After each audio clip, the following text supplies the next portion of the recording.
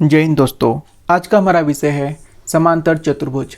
आज हम सीखेंगे समांतर चतुर्भुज का क्षेत्रफल निकालना और समांतर चतुर्भुज का परिमाप निकालना। लेकिन इससे पहले हमें सीखना पड़ेगा कि समांतर चतुर्भुज होता क्या है, इसके क्या गुण होते हैं और क्या विशेषताएं होती है, क्योंकि ये सब बातें जाने बगैर हम समांतर चतुर्भुज का क्षेत्रफल और परिमाप नहीं निकाल सकते हैं। तो चलिए सबसे पहले हम जान लेते हैं कि समांतर चतुर्भुज होता क्या है। तो सबसे पहले इसकी हम परिभाषा पढ़ लेते हैं कि समांतर चतुर्भुज होता क्या है, इसकी परिभाषा क्या है। तो जिस चतुर्भुज के आमने सामने की भुजाएं समान एवं समांतर हो, समांतर चतुर्भुज कहलाता है। ठीक है, आमने सामने की भुजाओं का मतलब है ये भुजा ए बी और सी डी, ये आमने सामने की भुजाएं हैं। तो ये भुजा और ये भुजा समान होगी। कैसे? जैसे ए बी बराबर सी डी होगी यहाँ पे। ठीक है, तो ये यहाँ पे ये समान होगी। आपको दो ही बातें ध्यान रखनी है, एक समान और समांतर। ठीक है, ए बी बराबर सी डी हो गया। अब आगे क्या कह रहा है? समांतर भी होगी, यानी कि ए बी समांतर सी डी, ये आपस में बराबर भी है और समांतर भी है। ठीक है, दूसरी भुजा हमारे पास ए सी है, तो ए सी बराबर बी डी। ठीक है, क्योंकि इसके आमने सामने की भुजाएं की समांतर भी होंगी, तो इसलिए हो जाएगा यहाँ पर ए सी समांतर बी डी। ठीक है, अभी समांतर क्या होता है अगर मैं आपको ये बताऊं, तो समांतर कहने का मतलब ये है कि जैसे ये भुजा है ए बी और ये भुजा है सी डी। ठीक है, तो इसको अगर हम मापेंगे, इसको अगर हम यहाँ से नापेंगे, जैसे कि इसकी हम यहाँ पे ऊंचाई माप लेते हैं, तो यहाँ पे ये 4 सेंटीमीटर है। यहाँ पे कितना है? यहाँ पर ये 4 सेंटीमीटर है। ठीक है, तो इस तरह से अगर हम इसको यहाँ पे भी मापेंगे तो यहाँ पे भी ये 4 सेंटीमीटर निकलेगा। यहाँ पे भी कितना निकलेगा? यहाँ पे भी ये 4 सेंटीमीटर निकलेगा। ठीक है, इस तरह से अगर हम इसको आगे बढ़ाते जाते हैं, आगे हम कितनी भी दूर इसको लेके जाएंगे तो हर जगह ये 4 सेंटीमीटर ही निकलेगा। तो इसको बोलते हैं समांतर। ठीक है, इसको बोलते हैं समांतर, जो कहीं पर भी ये किसी भी बिंदु पर जाके एक दूसरे से नहीं मिलेंगे, ये पैरेलल चलते जाएंगे रेल की पटरी की तरह। ठीक है, तो ये इसकी होगी परिभाषा। अब कौन सा चतुर्भुज समांतर चतुर्भुज नहीं होता है, थोड़ा उसको भी देख लेते हैं। जैसे कि ये चतुर्भुज है। ठीक है, इस चतुर्भुज में हम देख पा रहे हैं कि यहाँ पर ए बी समांतर सी डी है, लेकिन ए बी बराबर सी डी नहीं है, क्योंकि ये ए बी जो है छोटी भुजा है और सी डी बड़ी भुजा है, तो ये समान नहीं है लेकिन समांतर है। तो इसका एक गुण तो मैच कर रहा है, लेकिन दूसरा गुण क्या कर रहा है? यहाँ पर मैच नहीं कर रहा है। इसी तरह अगर हम देखेंगे ए सी बराबर बी डी है।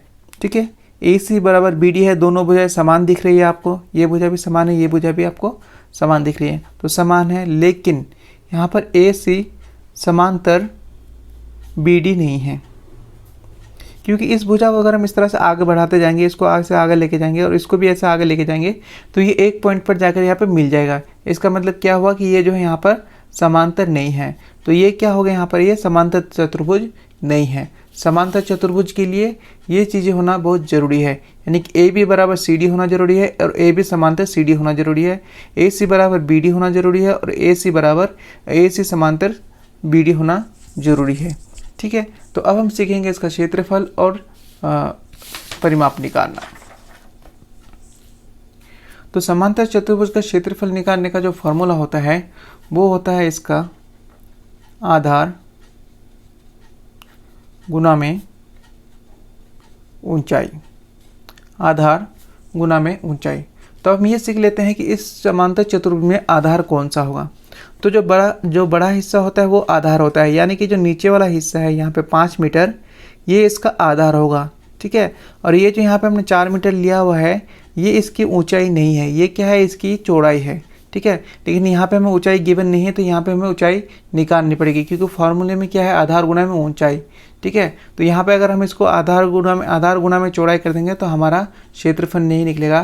क्षेत्रफल निकालने के लिए हमें आधार गुना में ऊंचाई ही चाहिए। तो हम इसकी ऊंचाई निकालेंगे। तो ऊंचाई कैसे निकलती है?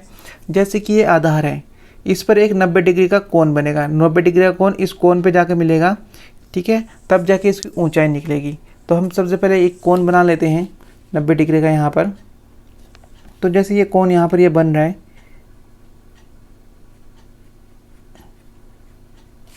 तो ये कोण बन गया। ठीक है। तो ये जो है ये इसकी एक्चुअल ऊंचाई है, ठीक है। अभी मैं माप के नहीं बना रहा हूँ, तो इसको हम जो है 3 मीटर मान लेते हैं, ठीक है। तो ये क्या हो जाएगा, इस समांतर चतुर्भुज का ऊंचाई हो जाएगा। समांतर चतुर्भुज का आपको क्षेत्रफल निकालने के लिए ऊंचाई होना ज़रूरी है, आप इसकी भुजा से क्षेत्रफल नहीं निकाल सकते। तो अब हमारे पास यहाँ पे क्या है, आधार है 5 मीटर, आधार कितना है 5 मीटर, और ऊंचाई कितनी आ गई यहाँ पे 3 मीटर, ठीक है। तो क्षेत्रफल निकालने का क्या फॉर्मूला, क्षेत्रफल निकालने का फॉर्मूला आधार गुना में ऊंचाई। तो बस आप यहाँ पर इसको गुना कर दीजिए।